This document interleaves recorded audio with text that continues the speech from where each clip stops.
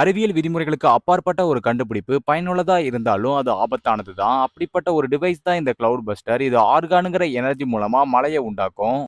ஏன் திமுங்களா எப்படி இந்த கிளவுட் பஸ்டர் டிவைஸை 1953ல வில்ஹெல்ம் ரைட்ஸுங்கிற ஆஸ்ட்ரியன் டாக்டர் உருவாக்கி இருக்காரு. இதுல சிக்கல் என்னன்னு பாத்தீங்கன்னா, இப்போ வரைக்கும் நம்ம சயின்ஸ்ல ஆர்கானுங்கிற ஒரு எனர்ஜியே கிடையாது. இதை சூடோ சயின்டிபிக், அதாவது போலி அறிவியல் கான்செப்ட்னு சொல்றாங்க.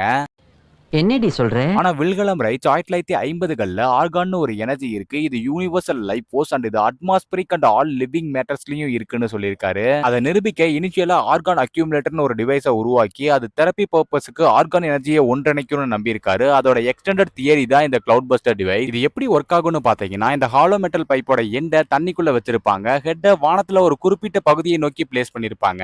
எதுக்காக பைப்போட ஒரு பகுதியை தண்ணிக்குள்ள வச்சிருக்காங்கன்னா, அட்மாஸ்பியர்ல இருந்து ஆர்கான் எனர்ஜியை பெறதுக்கு தண்ணி ஒரு பேஸா இருக்கும்னு வில்ஹெல்ம் ரைட்ஸ் நம்பியிருக்காரு. அண்ட் அவர் நிறைய சோதனைகளை செஞ்சு அதுல வெற்றியும் அடைஞ்சிருக்காரு. அதுல பிரபலமானதுன்னா மெயின்ல இருக்க ஒரு வறண்ட இடத்துல மழையை வர வச்சதுதான்.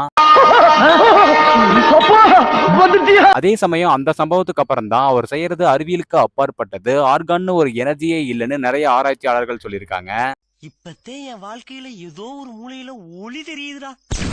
அதுக்கப்புறம் FDA அந்த கிளவுட் பஸ்டர் டிவைஸை ஸ்டடி பண்ணிட்டு அதை பயன்படுத்தக்கூடாதுன்னு 1954ல வில்ஹெல்ம் ரைட்ஸுக்கு தடை போட்டிருக்காங்க. ஆனா அவர் அந்த தடையை மீறி கிளவுட் பஸ்டரை பயன்படுத்தியிருக்காரு. அதனால 1956ல FDA அவரோட லேபை ரைட் பண்ணி கிளவுட் பஸ்டர் டிவைஸ் அண்ட் அது சம்பந்தப்பட்ட ரிசர்ச் நோட் புக்ஸை எழுதிருக்காங்க. கூடவே வில்ஹெல்ம் ரைட்ஸுக்கு 2 வருஷம் சிறை தண்டனையும் வாங்கி கொடுத்திருக்காங்க.